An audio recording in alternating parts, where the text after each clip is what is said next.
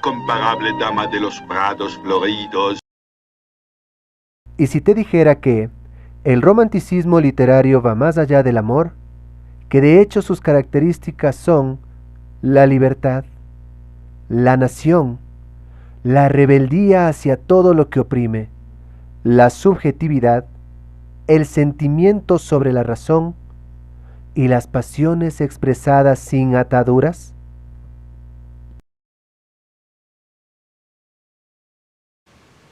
Hoy nos toca hablar sobre el romanticismo del Ecuador, su contexto histórico y sus características. Como te diste cuenta, el término romanticismo va mucho más allá del amor.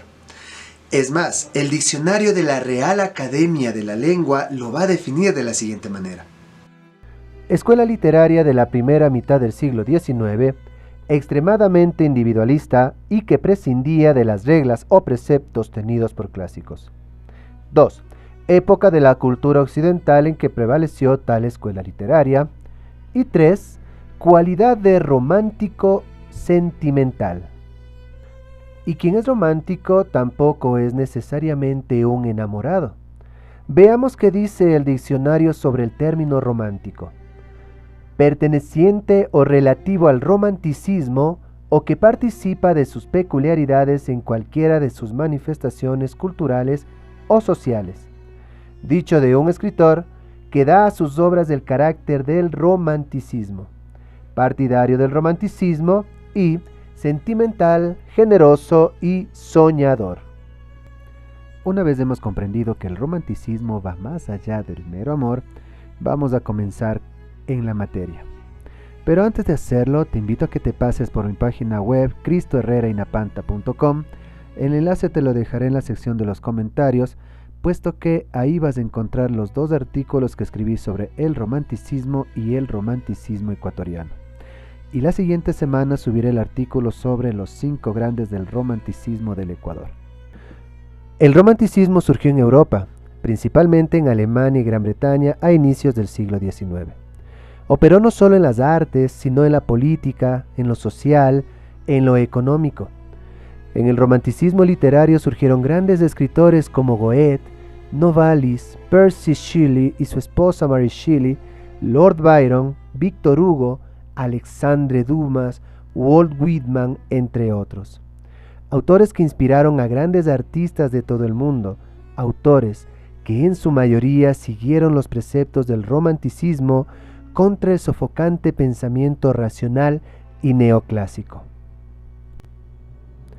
Antes de comenzar con las características del romanticismo, quiero advertirles que no en todos los escritores se presentaron todas las características que vamos a ver, pero sí las desarrollaron a su manera, puesto que no se trata de un canon, sino de un movimiento, y que en su gran mayoría van a estar adaptadas a las realidades sociales de cada uno de los países en Europa. ¿Qué propusieron los autores románticos? En primer lugar, se rebelaron contra los cánones de la Ilustración, puesto que sus normas artísticas sujetaban al artista. Pero su rebelión no era solo contra el neoclasicismo, sino contra toda atadura que les impusiera una forma de actuar. Por ello, el romanticismo se expresó también en las luchas liberales. El romanticismo literario también tenía mucho que ver con el subjetivismo. Quizás hayas escuchado alguna vez el término romantizar. A modo de ejemplo, te puedo decir que romantizar es ver el mundo de la forma en la que a mí me gustaría que fuera, o ver las cosas como a mí me gustaría que fueran las cosas. Es decir, tener un pensamiento idílico de todo. Por ejemplo, las primeras películas de Disney han romantizado demasiado al amor. Si ves La Sirenita o La Bella Durmiente, se romantiza el amor en pareja. Quizás sea esa una de las causas por las que muchos creen que el romanticismo tiene que ver con el amor. Pero habíamos dicho que el romanticismo tiene que ver con la subjetividad. Según la RAE, el término subjetivo es perteneciente o relativo al sujeto, considerado en oposición al mundo externo, y perteneciente o relativo a nuestro modo de pensar o de sentir, y no al objeto en sí mismo. Por tanto, para el romanticismo, vale más el cómo yo creo que son las cosas que el cómo son en realidad las cosas. Prima más la opinión que la realidad. Esto tiene que ver con el hecho de que los románticos, al ser rebeldes y al ser subjetivos, creían que podían cambiar el mundo, no lo aceptaban tal como es. Y por ello, también se dice que los románticos vivían alejados de la realidad. De ahí que muchos autores distingan dos tipos de romanticismo. El primero, un romanticismo soñador, lleno de esperanza, y el otro, un romanticismo pesimista, puesto que los románticos, al no haber podido cambiar el mundo, van a entrar en un estado de pesimismo, pero sin aceptar al mundo como es. El romántico también tiene que ver mucho con la construcción del término nación. Incluso se dice por ahí que este término es un invento del romanticismo. ¿Por qué? Cuando Napoleón Bonaparte conquistó Europa, muchos se rebelaron contra este régimen tiránico, pero también lo hicieron después contra el sistema absolutista. Adoptaron una postura liberal. Corría por el mundo un aire de libertad. Al buscar esa libertad, lo hicieron por un sentido de pertenencia hacia su tierra, de amor hacia sus costumbres y de la búsqueda de su propia identidad ligado a su historia. El romanticismo tenía mucho que ver con el individualismo, tanto como el sujeto único como sujeto perteneciente a una cultura, en este sentido, perteneciente a una nación. Pese a ello, otros autores, sobre todo los del segundo romanticismo, prefirieron lugares lúgubres, fantasmagóricos, indomables. Si no, pregúntenle a este genio. Por último, el romanticismo fue un movimiento que explotó las pasiones. Por eso siempre se lo caracteriza con el predominio del sentimiento sobre la razón, la pasión desenfrenada. Poetas como Lord Byron se dedicaron incluso a hacer de su vida una obra de arte. El romanticismo en el Ecuador no va a ser muy diferente del romanticismo europeo, pero sí va a tener algunos rasgos que lo diferencian. Y puesto que el romanticismo fue un movimiento que responde a los problemas sociales de la época, hay que tener muy en cuenta cuáles son esos rasgos que los diferencian. En este apartado, cabe añadir que varios preceptos del romanticismo se adaptaron a la realidad de nuestro país. Sin embargo, aquellos como el predominio del sentimiento sobre la razón, la rebeldía y la libertad fueron muy recurrentes. Bien, como primer aspecto se debe mencionar que el romanticismo en el Ecuador va a responder a los motivos políticos y a la realidad histórica del país. El Ecuador fue un estado que se fundó en 1830, cuyas élites terratenientes dominaron al país. Estas élites fueron los herederos de los criollos que llevaron a cabo la independencia. Sin embargo, estaban más ocupados luchando entre sí por el control del Estado ecuatoriano que elaborando verdaderos proyectos nacionales. Estas élites eran las liberales guayaquileñas y las conservadoras de Quito, cuyo sentimiento de nación era escaso, tirando a nulo. De hecho, hasta antes de la presidencia de Gabriel García Moreno, muchas veces se puso sobre la mesa la posibilidad de repartir el país entre Colombia o Perú. No se ponían de acuerdo. Incluso en 1859 el país casi desapareció. Esto dio como resultado que, en primer lugar, la intelectualidad que formó parte de una u otra manera de estas élites construya una literatura con miras hacia esta élite. En este sentido, algunos autores escribían según su modo de ver bajo los cánones liberales o católicos. Con esto me refiero a que la literatura de aquel momento solo podía ser leída por este pequeño grupo de gente y por tanto era escrita para ellos. Como la independencia fue un motivo puramente criollo, terminó excluyendo a los sectores sociales que históricamente siempre fueron explotados y marginados, como los indígenas, los negros, los mestizos y las mujeres. Tras fundarse la República del Ecuador en 1830, estos sectores siguieron siendo objeto de explotación y marginación social por parte del sistema terrateniente patriarcal.